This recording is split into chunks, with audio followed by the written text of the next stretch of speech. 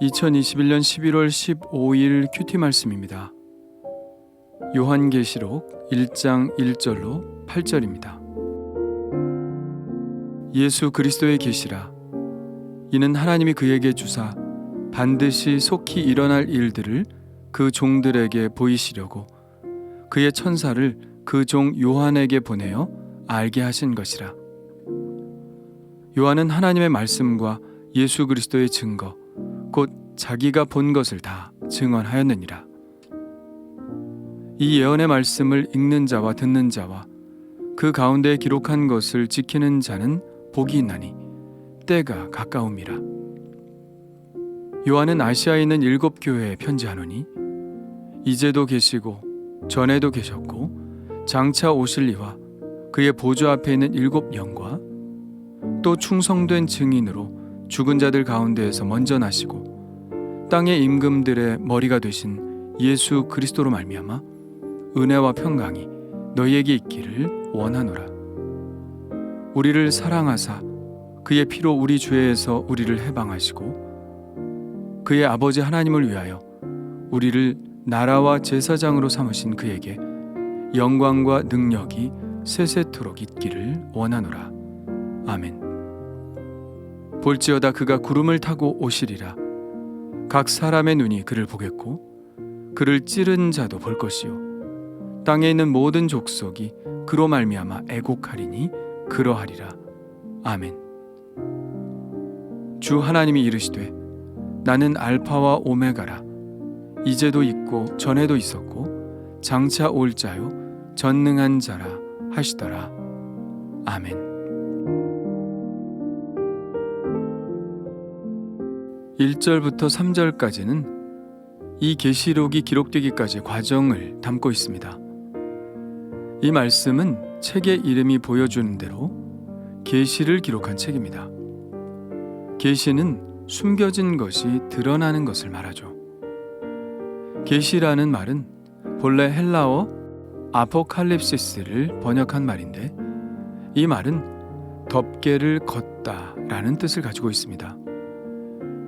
그런데 이 덮개를 열어주시는 분은 누구일까요? 바로 하나님이시죠. 계시는 우리가 볼 수 있는 것이 아닙니다. 보여주시는 분이 열어 보여주셔야 우리가 볼 수 있는 것이죠.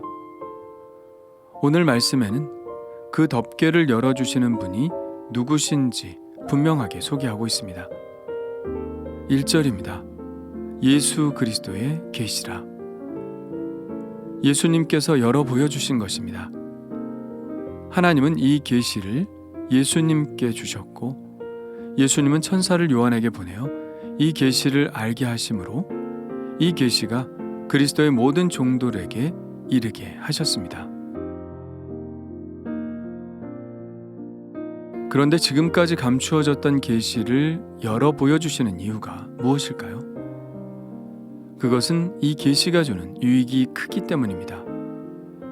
그 유익은 단지 이 세상에서 부나 명예를 누리는 유익이 아닙니다. 참고 견디는 자에게 주시는 하나님 나라의 유익입니다. 이 세상의 유익은 단지 우리의 유한한 생명만큼 유효기간을 갖지만 이 계시가 주는 유익은 영원한 것입니다. 이 유익이 우리 사람들에게 너무나 귀한 것이기에 예수님은 사도 요한을 통해서 이 계시를 사람들에게 밝혀주신 것입니다. 이 예언의 말씀을 읽는 자와 듣는 자와 그 가운데에 기록한 것을 지키는 자는 복이 있나니 때가 가까움이라. 때가 가깝다고 말씀하고 있죠. 1절에도 같은 말씀이 있습니다. 이는 하나님이 그에게 주사 반드시 속히 일어날 일들을 그 종들에게 보이시고. 그렇다면 이 계시록은 지금 요한이 이 책을 기록하고 있는 시점으로부터 아주 가까운 시기에 일어나는 일을 말하는 것일까요? 또한 그렇다면 이미 지나간 일일 것이고 우리에게는 전혀 해당이 없는 말씀이 아닐까요?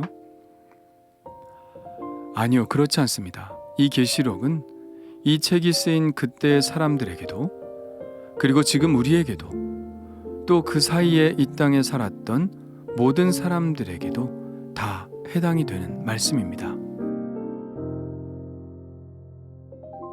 어떤 사람들은 이 계시록의 말씀을 특정한 시대에 대입시키려는 유혹을 많이 받습니다.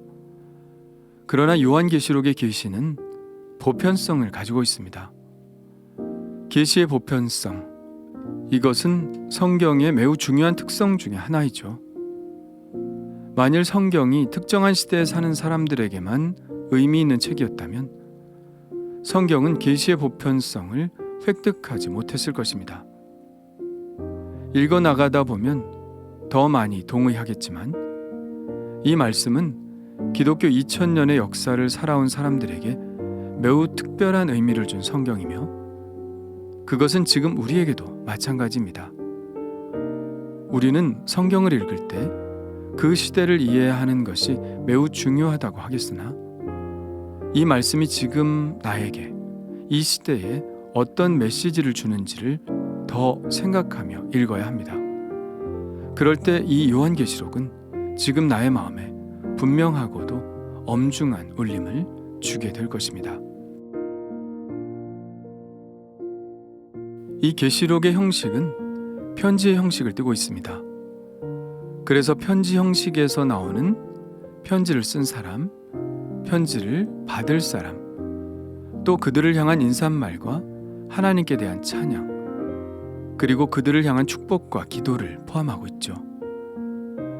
4절부터 6절까지의 말씀을 읽는 동안 편지의 저자와 수신자, 인사와 찬양, 그리고 축복과 기도의 말들을 한번 찾아볼까요? 요한은 아시아에 있는 7교회에 편지하노니 이제도 계시고 전에도 계셨고 장차 오실 이와 그의 보좌 앞에 있는 7 영과 또 충성된 증인으로 죽은 자들 가운데에서 먼저 나시고 땅의 임금들의 머리가 되신 예수 그리스도로 말미암아 은혜와 평강이 너희에게 있기를 원하노라. 자, 여기서 저자는 누구인가요? 요한이죠. 그리고 편지의 수신자는 아시아에 있는 7교회입니다. 그리고 이제도 계시고 전에도 계셨고 장차 오실 이는 성부 하나님을 말씀하는 것이고요. 그리고 그의 보좌 앞에 있는 7 영은 성령을 말하는 것이겠죠. 그리고 5절에 예수 그리스도가 나오죠. 그러니까 이 인사말에는 성부, 성자, 성령, 삼위일체 하나님의 이름으로 편지를 읽는 이들을 축복하고 있음을 볼 수 있습니다. 보통은 삼위일체 하나님의 축복이 뒷부분에 나오는데 여기서는 앞부분에 나오고 있네요. 그리고 이어서 이 계시의 전달자이시며 이 계시의 내용이신 예수 그리스도께 대한 송령이 울려 퍼지고 있습니다. 예수님을 어떻게 찬양하고 있나요? 우리를 사랑하사 그의 피로 우리 죄에서 우리를 해방하시고 그의 아버지 하나님을 위하여 우리를 나라와 제사장으로 삼으신 그에게 영광과 능력이 세세토록 있기를 원하노라. 아멘. 주님을 찬양하는 송영이지만 이 송영이 담고 있는 예수 그리스도의 하신 일은 다시 한번 우리의 마음을 울리기에 충분합니다. 예수님은 우리를 사랑하셔서 십자가 보혈의 피를 흘려 우리를 모든 죄에서 해방하셨습니다.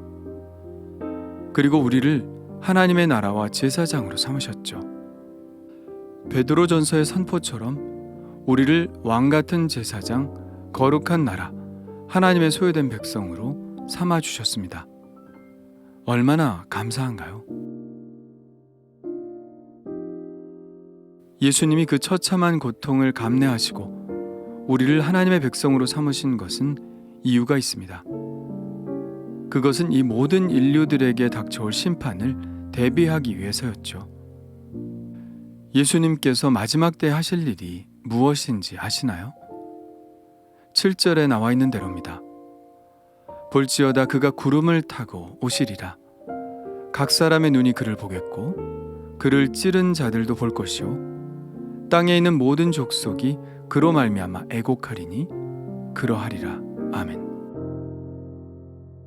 땅에 있는 모든 족속이 그날에 애곡할 것입니다. 왜일까요? 하나님의 심판의 두려움 때문이죠. 심판대 앞에 감히 설 수 없는 그들의 죄 때문이죠. 주님을 영접할 기회가 있었음에도 불구하고 그렇게 하지 못한 그들의 삶에 대한 후회 때문이죠. 요한계시록은 바로 그날을 대비하기 위한 것입니다. 하나님의 백성이 그날에 주님 앞에 기쁨으로 서기 위해 견뎌내야 하는 시험과 유혹들을 어떻게 물리칠 것인가 하는 내용을 이 요한계시록이 담고 있는 것이죠.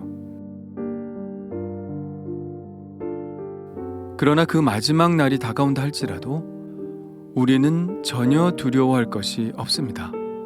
그 이유는 하나님께서 당신의 자녀들을 지켜주시기 때문이죠. 8절에는 하나님께서 당신을 이렇게 소개하고 계십니다. 주 하나님이 이르시되 나는 알파와 오메가라. 이제도 있고 전에도 있었고 장차 올 자요 전능하신 자라 하시더라. 저는 이 8절의 말씀에 많은 위로를 받습니다. 알파와 오메가는 처음과 끝이라는 말씀입니다. 하나님이 처음과 끝이라는 말씀은 시작도 하나님이 하셨고 끝도 하나님이 맺으시겠다는 약속입니다. 이것은 하나님이 책임을 지시겠다는 말씀이죠. 빌립보서의 말씀이 생각나는데요. 너희 안에서 착한 일을 시작하신 이가 그리스도 예수의 날까지 이루실 줄을 우리는 확신하노라. 우리가 예수님을 영접할 때 예수님은 우리 안에 들어오셔서 착한 일을 시작하셨습니다. 그리고 예수님은 결코 멈추지 않으시고 계속해서 우리 안에서 일하고 계시는데 언제까지 이 일을 하실까요? 예수님이 오시는 날까지, 세상 끝날까지 우리를 거룩한 삶으로 이끄시겠다는 말씀이죠. 하나님은 창세기로 시작하셔서 요한계시록으로 끝을 맺으십니다. 시작만 하시고 끝까지 책임을 지시지 않는 분이 아닙니다. 우리를 구원만 하시고 그것으로 끝나는 분이 아닙니다. 끝까지 보존하시죠.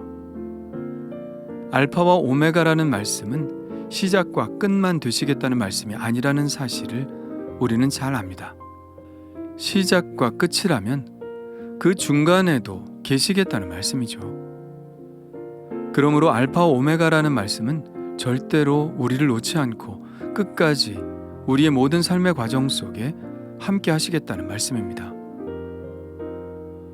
혹 예수님이 당신을 포기하실 거라고 생각하나요?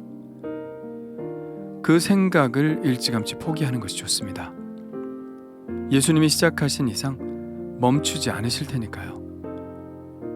당신의 인생이 끝나는 순간까지, 그래서 다시 예수님을 우리의 눈으로 보는 그 순간까지 끝까지 당신을 붙드시고 책임지실 것입니다.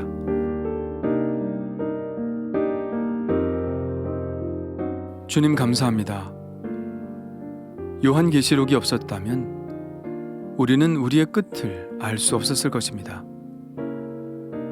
그리고 주님을 무책임하다고 생각했을지도 모릅니다.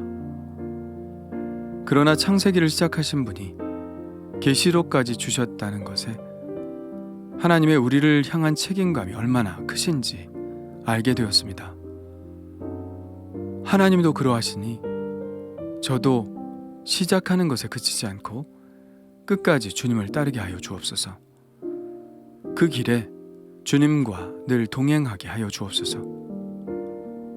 우리를 붙드시고 끝까지 그 손 놓지 않으시고 붙드실 예수 그리스도의 이름으로 기도합니다.